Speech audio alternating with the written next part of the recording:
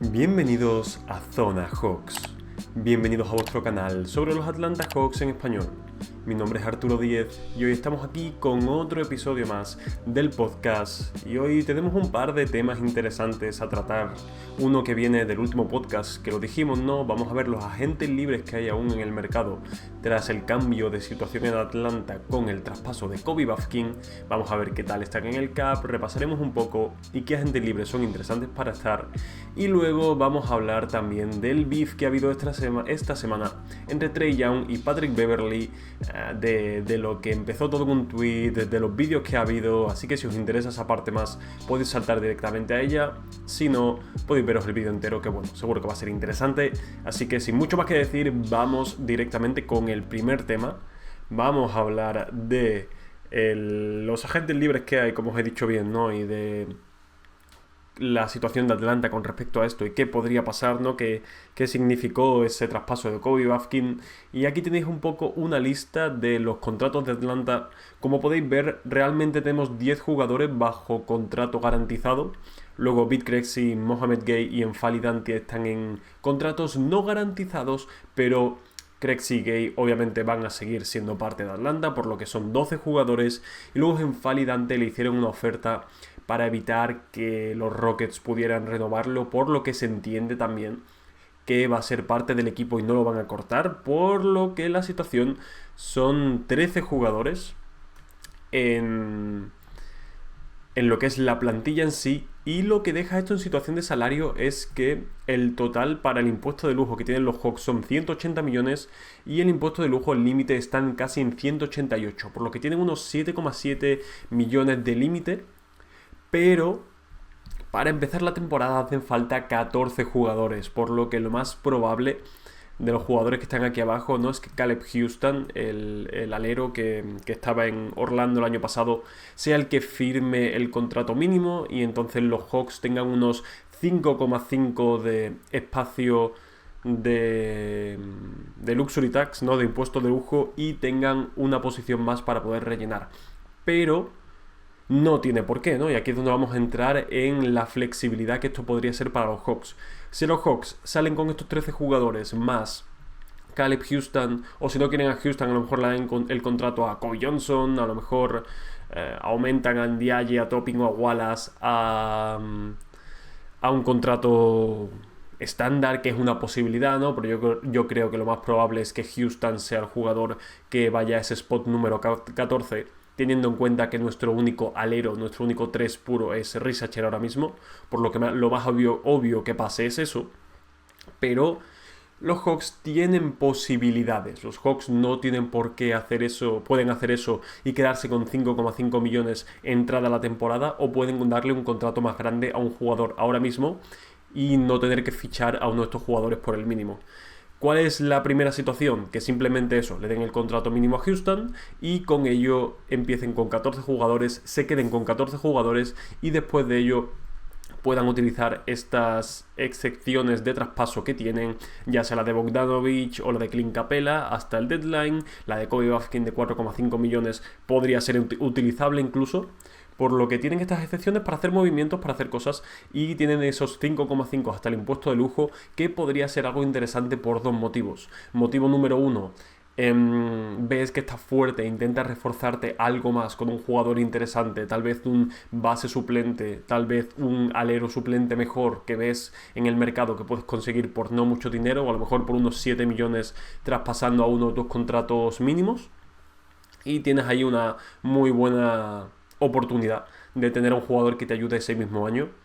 Y la opción, bueno, esa es la opción número uno, ¿no? Básicamente que hagan eso, o también que tengas una lesión grave, una lesión que se alargue en el tiempo y quieras traer a un jugador para que te tape ese hueco de, que Dios no lo quiera, una lesión grande de Jalen Johnson, alguien así, que puedas traer a otro jugador que te pueda ayudar tal vez traspasando a alguien más.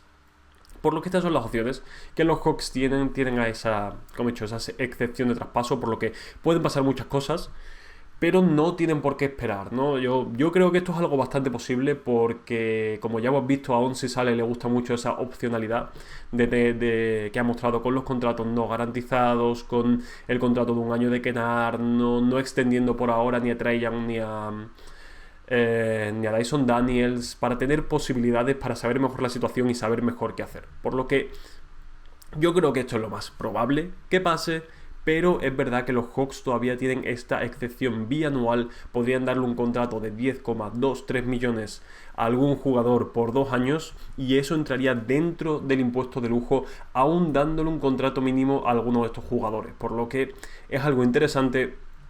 Y realmente quedan algunos nombres aún que podrías querer en tu equipo. El más grande, el primero, es Al Horford, que en verdad que tiene casi 40 años y darle un contrato de 2 años es tiene un poquito de riesgo, pero podría estar muy bien porque Al Horford sigue siendo un jugadorazo, sería un jugador increíble para tener. Es verdad que por una vez tenemos muchos pivots, pero sabiendo las lesiones que pueden tener algunos de ellos podría ser interesante y sería muy gracioso básicamente quitarle la rotación de pivot a Boston del año pasado. La verdad que me haría bastante gracia.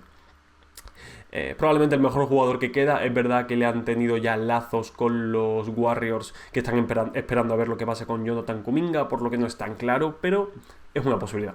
Luego hay jugadores interesantes como Gary Payton, que puede ser así como un 2-3 interesante defensivo, es verdad que también es un poco mayor, entonces no sé si le quieres dar la bianual, pero a lo mejor un mínimo sí. Jugadores como Malik Beasley podría estar muy bien. Es verdad que esa posición de 2 la tienes un poco más cubierta, pero nunca está de más tener más tiradores. La bianual realmente es bastante poco dinero para la temporada que hizo Beasley, por lo que sería increíble. Luego hay algún jugador como Westbrook, al que también se lo podrías dar, que es un jugador, un base suplente que yo creo que te podría dar cosas desde el banquillo, por lo que para mí no sería horrible dárselo, aunque preferiría que fuese un mínimo, evidentemente, pero si hay que darle la bianual se la daría.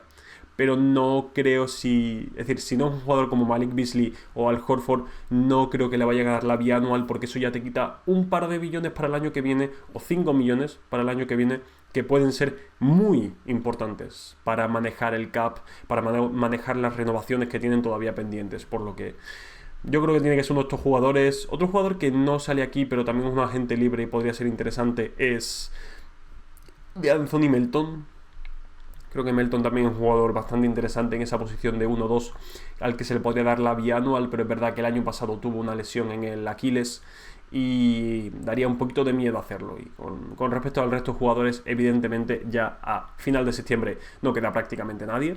Oye, pero hay un par de nombres que si le diésemos la bianual yo no estaría nada mal con ello y podría estar muy bien, pero lo dicho.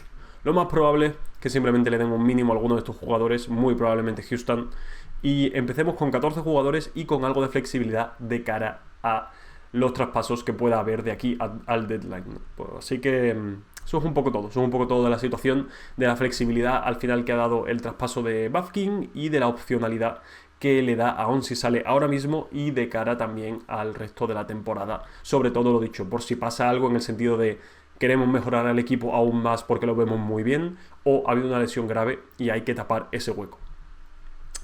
Y ahora vamos con el segundo tema, ¿no? Con el tema ahí que le interesa a la gente, que quiere ver la gente. El beef entre Patrick Beverley y Trae Young, que empezó con este comentario el 13 de septiembre, básicamente como alguien preguntando que por qué los jugadores de baloncesto ponían más intensidad en un gimnasio no así random que en el All-Star. Y Patrick Beverley respondió, porque los All-Star toman el game for granted, ¿no? Toman por dado, toman el juego por dado, y que aquí no hay un solo All-Star en la pista y que por eso están jugando fuerte. Y Trae le respondió como, relax, déjanos hablar a nosotros, ¿sabes? Como déjanos hacer a nosotros, no hables por un All-Star, básicamente, porque no lo eres. Y esto causó una cadena de tweets y sobre todo de respuestas en vídeo que ha habido a lo largo de esta semana, ¿no? A partir del miércoles, si no me equivoco que fue. Este vídeo el 17 de septiembre, fue el miércoles, fue el jueves más o menos, que Patrick Beverley le contestó diciéndole básicamente que los All-Stars que no se esfuerzan y que él no le puede hablar así porque no ha ganado lo suficiente, que Patrick Beverley ha estado 9 veces en los playoffs y él solo 3, que la gente no quiere jugar con él en Atlanta, que se lo han dicho, que ha hablado con gente, que no es un buen líder, que no es un buen compañero, que puede hacer todo lo que quiera de asistencias, de dinero, pero que al final no va a importar y que se van a olvidar de él cuando se retire. Evidentemente los que sigáis Twitter ya sabréis que Pat Beverley, desde que no es un jugador NBA, solo se dedica a hacer podcasts y a hablar mierda, a pesar de que sigue jugando en Israel, si no me equivoco. al menos la temporada pasada, sigue hablando mierda, simplemente en podcast, se dedica a insultar a todo el mundo. De hecho, aquí el propio Kevin Durant le dijo como, oye, te estás pasando, ya es un poco delusional lo que estás diciendo, porque evidentemente sí, has estado 9 veces en los playoffs, ¿no? Pero eres un jugador de rol de mierda y Trae Young básicamente ha estado llevando a los Hawks lo más lejos que ha podido con un equipo mediocre o ligeramente bueno como mucho a su alrededor. Entonces,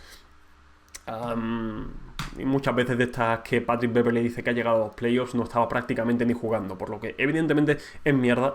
Todo el mundo sabe que es mierda, pero yo creo que Trae se tuvo que enfadar un poco por esto. Así que decidió coger el micro, porque Trae también tiene un podcast. La verdad no suelo escucharlos, pero bueno, si alguno os interesa también tiene un podcast este hombre de vez en cuando. Y se dedicó básicamente a reventarlo tranquilamente, prácticamente sin levantar la voz, diciéndole que sí, que él tenía muchos accolades, ¿no? Que tenía un First Team All Defense, un Second Team, 2 Second Team All Defense, pero que cuando entraba en la pista no tenía miedo de Patrick Beverley, que no estaba asustado, que Patrick Beverley nunca ha sido un All-Star, ni ha estado cerca de ser un All-Star, ni nada similar, por lo que deje a ellos hablar. Porque Trae, al menos por él mismo, dice que él no toma el baloncesto por dado, no toma el juego por dado, entonces como que no hable por un All-Star cuando no lo ha sido, básicamente. Y luego, entre otras cosas que lo ha dicho, ha sido como que él no puede estar siempre haciendo podcast, ¿no? Así que se ha parado a hacer esto porque básicamente está entrenando y jugando al baloncesto. Que Pat Beverley no sabe lo que es estar en la posición de Trae, por lo que no tiene que hablar por él, que es verdad que le ha pasado cosas incómodas de su lado, pero no sabe lo que es estar en su posición. También que le diga los nombres de la gente que no quiere estar ahí, porque Trae, y sobre todo este año se le ha visto que ha sido un buen líder con sus compañeros, generalmente ha sido un buen compañero, y algunas movidas que ha tenido con entrenadores, luego no ha habido muchos reflejos de ellos en jugadores ni nada así, y con lo que le gusta a la prensa tirar mierda de Trae Young, si hubiera habido problemas con algún compañero suyo, hubieran salido, y nunca han salido, por lo que eso es bastante probablemente una mentira para vender un poco más de Patrick Beverley más que otra cosa. Luego que evidentemente el meme de que Trae gana partidos de play-in y es como, venga, vale, pues vamos a los playoffs, y que Pat Beverley se pone a celebrarlo y a subirse en la mesa de anotadores como si hubiera ganado el anillo. Eso es que también no hay mucho que defender ahí por parte de Beverley. Y que sí, que ha llegado muchas veces a los playoffs, que ha llegado muchas veces a tal, pero que cuál ha sido su impacto en ganar.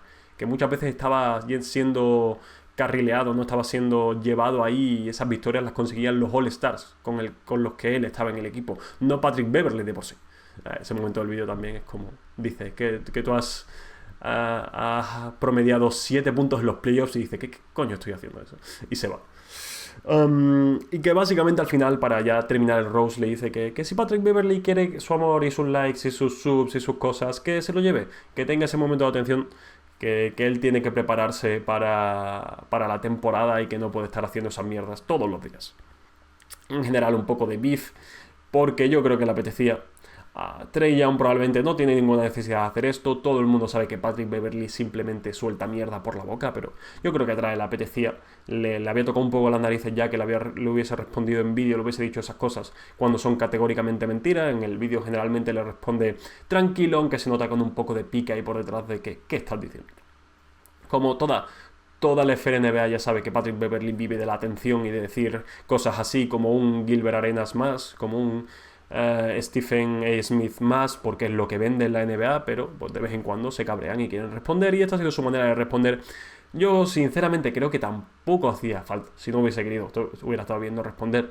Hace gracia que responda una vez, pero yo lo que creo es que no debería hacerlo más, que no se meta más en piques de estos, porque no merece la pena, porque la gente que le gusta insultar y gritar lo va a seguir haciendo, y si le respondes encima le vas a dar más material para ello, y es posible que más gente se ponga a criticar a Trae Young. Creo que he visto un vídeo del propio Gilbert Arenas diciendo, no, Pat Beverley tiene razón, y como, otro bueno fue a hablar.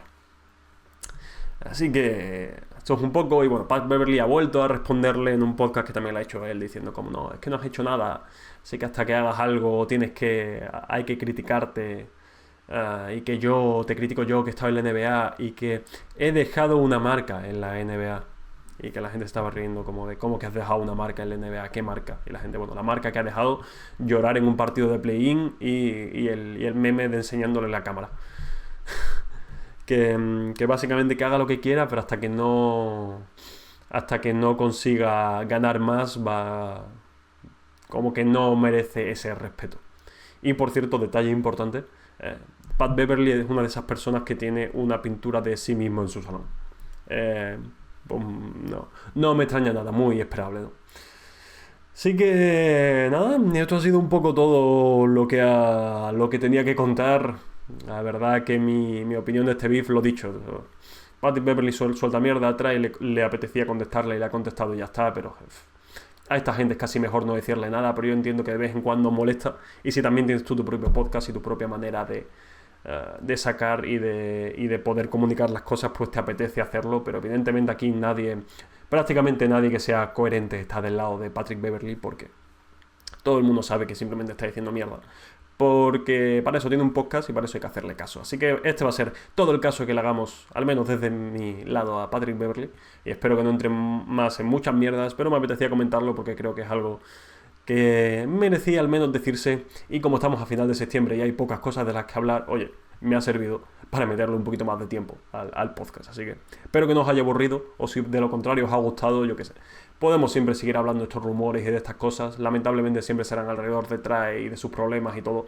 Pero yo qué sé, hay que comentarlos al menos, no, porque son cosas alrededor del equipo y alrededor de los jugadores. Lo dicho, muchas gracias. Nos vemos la semana que viene, probablemente ya hablando. Veremos de qué vamos a hablar exactamente, porque el training camp estará a punto de empezar y habrá que comentar cosillas sobre ello. Nos vemos.